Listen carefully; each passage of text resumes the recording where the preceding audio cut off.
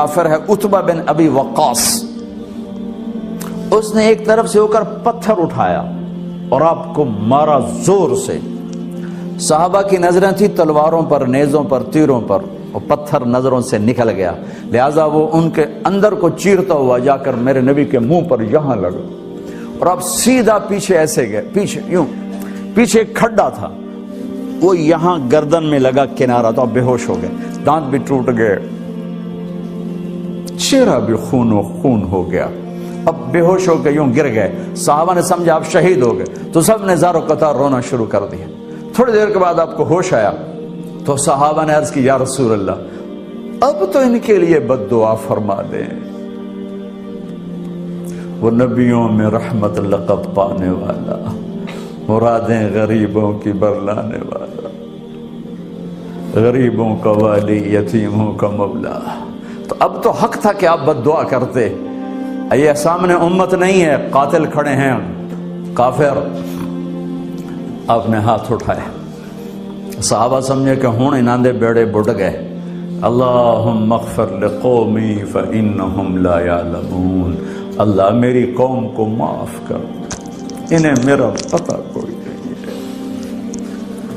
دیکھو میرے بھائیو، جس نے کافروں کے ساتھ یہ ہمدردی کے قتل کرنے والوں کے لیے دعا مانگی ہے، تو مسلمان ہو کر ایک دوسرے کو سلام کرنا چھوڑ چکے، ایک دوسرے کے پیچھے نمازیں پڑھنا چھوڑ چکے، ایک دوسرے پر کفر کے فتوے لگا کے بیٹھے ہوئے۔ مجھے بتاؤ تم میرے نبی کے ساتھ کیا کر رہے؟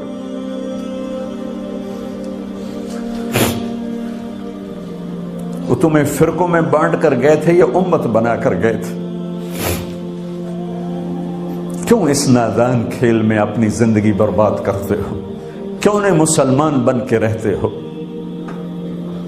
اس امت میں اختلاف شروع سے ہے، ہمیشہ رہے گا، یہاں تک نہ جاؤ کہ ایک دوسرے پر کفر کے فتوے۔ جنت میں کون جائے گا؟ سنیوں نے کہا وہابی کافر، وہابیوں نے کہا سنی کافر، بریلیوں نے کہا دیوبندی کافر، دیوبندیوں نے کہا بریلوی کافر، شیعہ نے کہا سنی کافر، سنی نے کہا شیعہ کافر۔ جنت میں کون جائے گا؟ کچھ تو بھائیو میرے نبی کی محنت کی قدر کرو۔ میرے نبی تو غیروں کو اپنا بنانے آئے تھے، ہم نے اپنوں کو غیر بنا دی۔ جو نفرت کی آگ وہاں بھڑک رہی ہے، یہاں مت بھڑکاؤ۔ جاؤ میرے دیس میں دیکھو کتنے سر کٹ چکے، کتنے سہاگ اجڑ گئے، کتنی مائیں بے آسرا ہو گئیں، کتنی جوان بیٹیوں کی مانگ ویران ہو گئی۔ کیا اسی کا نام اسلام ہے؟ اسی کا نام عشق رسول ہے؟ اسے وہ دین کہتے ہیں؟ ایک دوسرے کی مسجدوں میں نہیں جاتے ہو، ایک دوسرے کے پیچھے نمازیں نہیں پڑھتے ہو، جنت کے ٹھیکیدار بن گئے ہو۔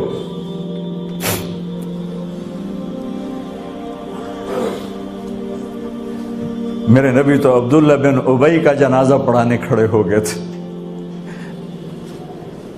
جس کا کفر ابو جہل سے بھی بڑا ہے۔ ابو جہل اوپر کی دوزخ میں، عبداللہ بن ابی سب سے نیچے کی دوزخ میں ہے۔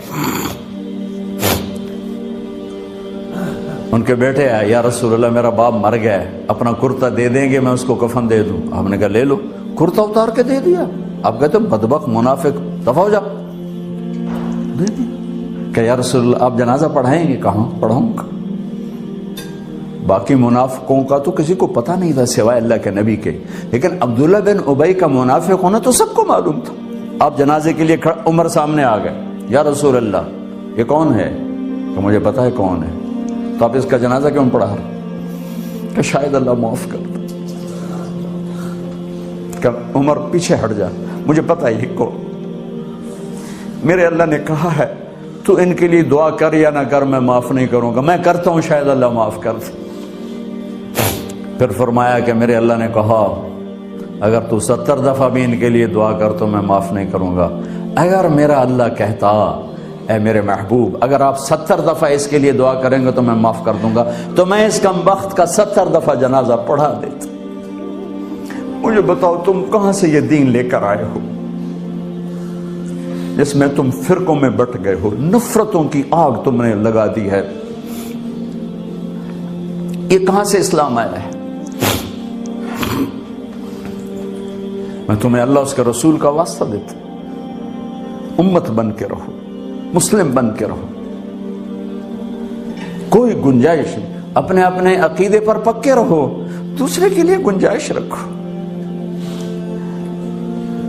کیوں اس قدر ظلم و ستم ڈھائے ہوئے ہیں؟ میں نیا تبلیغ میں گیا, کالج سے نکلا, ہماری جماعت ایک گاؤں میں گئی, ایک مسجد میں, تو امام صاحب آئے, ہمیں ماں بہن کی گالیاں دی اور ہمارے بستر اٹھا کے باہر مسجد دھوو, کتے اندر واڑائے. میں حیران پریشان, میں تو کوئی نہیں جانتا تھا کہ مذہب کیا ہوتا ہے, فرقے کیا ہوتا ہے. میں تو کالج میں گانے والا تھا, ناچنے والا تھا, جنید جمشید کی طرح.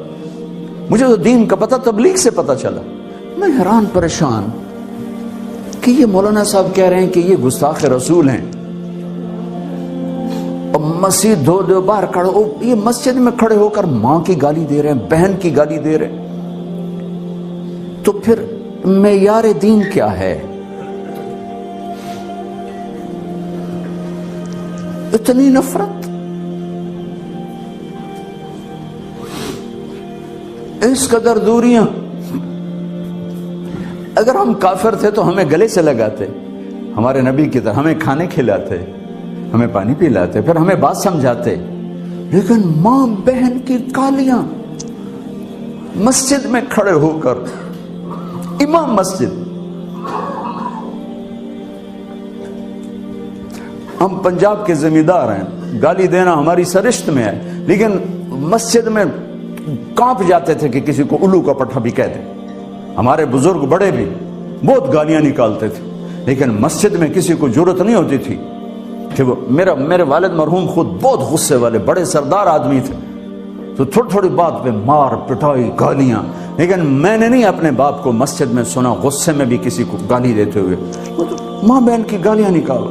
اور ساتھ یہ کہہ رہے ہیں کہ یہ گستاخ رسول ہیں, ہم یہ کافر ہیں, ان کو نکال دو, کتے آ گئے, مسجد دھوو. میرے نبی کے دور میں تو کافر آ کے مسجد میں رہتے تھے.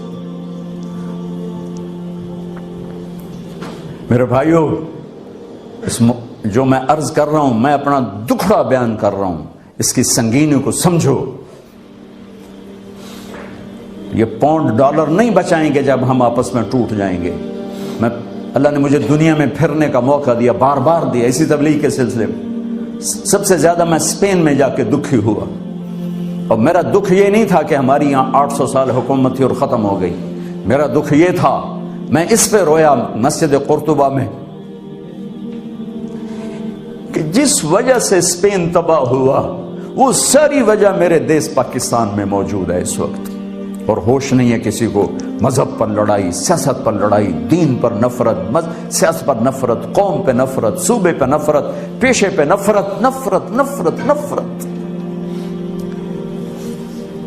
میرے نبی نے پوچھا اسلام کا سب سے مضبوط عمل کیا ہے؟ صحابہ نے کہا نماز, آپ نے کہا نہیں. صحابہ نے کہا جہاد, آپ نے کہا نہیں. صحابہ نے کہا روزہ, آپ نے کہا نہیں. صحابہ نے کہا حج, آپ نے کہا نہیں. کہ یا رسول اللہ پھر آپ بتائیں. فرمایا دین کا سب سے مضبوط عمل محبت ہے, محبت ہے, محبت ہے. بھائیو, اس تبلیغ کے کام کو تبلیغی جماعت نہ سمجھو, کسی فرقے کے نمائندہ نہ سمجھو. ہم کسی فرقے کا نمائندہ نہیں ہیں, اسلام کی نمائندگی ہے. میں نے صرف آج آپ کو کلمہ بیان کیا ہے. یہ اسلام کی نمائندگی, یہ دین کی نمائندگی ہے. اس کے لیے ہم وقت مانگتے ہیں, آپ سے بھی مانگ رہے ہیں. اور آپس میں پیار محبت سے رہو, امت بن کر. اختلاف کرو لیکن محبت نہ چھوڑو. میاں بیوی میں بھی اختلاف ہو جاتا ہے, اس حد تک نہ جاؤ کہ مار پٹائی گالی گلوچ ہو. ماں باپ سے بھی اختلاف ہو جاتا ہے, اس حد تک نہ جاؤ کہ ماں باپ کی بد دعائیں لینے لگ جاؤ. اسلام کا سب سے مضبوط عمل محبت, سب سے مضبوط عمل. محبت اٹھ گئی، ہم امت نہیں ہیں، اب ہم فرقے ہیں۔ محبت ہے تو ہم امت ہیں، محبت نہیں تو ہم فرقے ہیں، اور فرقے میرے رب کی نظر میں کوڑے کرکٹ کے ڈھیر کے سوا کچھ نہیں، کوڑا کرکٹ اور کچھ بھی نہیں ہے۔ اگر میرا تعارف کسی فرقے سے، ہاں میرا ایک مسلک ہے، میرا ایک عقیدہ ہے، میں اس پر پابند ہوں، لیکن میں اوروں کو اس کی دعوت نہیں دیتا، میں ان اسلام کی دعوت دوں گا آپ کو انشاءاللہ۔ آپ بھی اپنے عقیدے پر پابند رہو، اپنے مسلک پر پابند رہو، لیکن تھوڑا جہا راہ دویانے میں دے چھڑو، جنت وڈی ساری ہے، ویلی جنت اللہ چار پاؤں۔ اب بریلوی کہتے ہیں دیوبندی کافر ہیں، دیوبندی کہتے ہیں بریلوی کافر ہیں، شیعہ کہتے ہیں سنی کافر ہیں، سنی کہتے ہیں شیعہ کافر ہیں، غیر مقلد کہتے ہیں مقلد کافر ہیں، مقلد کہتے ہیں غیر مقلد کافر ہیں۔ ہن دسو جنت جاونا کہیں ویلی جنت چلا کی کرنا میں، چلو اچار پاؤ۔ اتنی بڑی میرے رب کی جنت کیوں اسی تنگ کر چھڑی؟ سر اساں ہی جاونا، اور کسے جانا ہی کوئی نہیں۔ تمہیں اپنے نبی کی حدیث سناؤں، ایک دن ایسا آئے گا میرا اللہ فرمائے گا مالک دوزخ کا، جہنم کا جی ایم، جنرل مینیجر، مالک جس نے زندگی میں کبھی ایک دفعہ بھی میرا نام لیا تھا اس کو بھی جہنم سے نکال کے جنت میں ڈال دوں۔ تو ہم مسلمان ہو کے ایک دوسرے کو کافر کافر کافر کافر کافر، گستاخ گستاخ گستاخ، کسی کو گستاخ کہنا اتنا آسان؟ اور پھر یہ نفرت یہاں تک پہنچی ہے کہ حرم شریف میں نماز نہیں پڑھتے امام کے پیچھے، کہ یہ ناندے پیچھے نماز ہوندی نہیں، یہ وابی ہیں۔ یہ دین مدینے سے آیا تھا یا ملتان سے آیا تھا؟ مکے سے آیا تھا یا لاہور سے آیا تھا؟ کیا ظلم و ستم ہے، وہ کس قدر جاہل۔ میں نے خود اپنے کانوں سے ایک کلپ سنا کہ مسجد نبوی کے امام کے پیچھے نماز نہیں ہوتی، یہ گستاخ رسول ہے، میں نے اپنے کانوں سے سنا ہے، مفتی کا ٹائٹل لگا ہوا ہے۔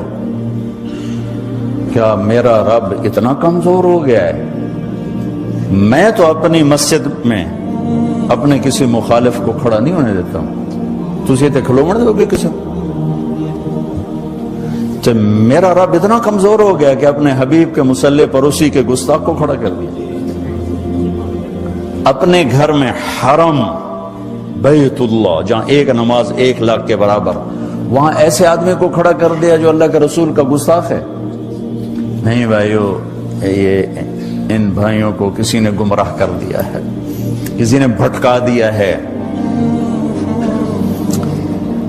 اس لیے میں ہاتھ جوڑا کرتا ہوں نوجوانوں سے آپ سے کہ خود قرآن پڑھو، خود قرآن پڑھو، خود قرآن پڑھو، چونکہ ترجمے موجود ہیں، ہر زبان میں قرآن کا ترجمہ پڑھو تو صحیح۔ میرا رب کی آکھی جانتا، کھول کے نہیں دیکھتے ہو۔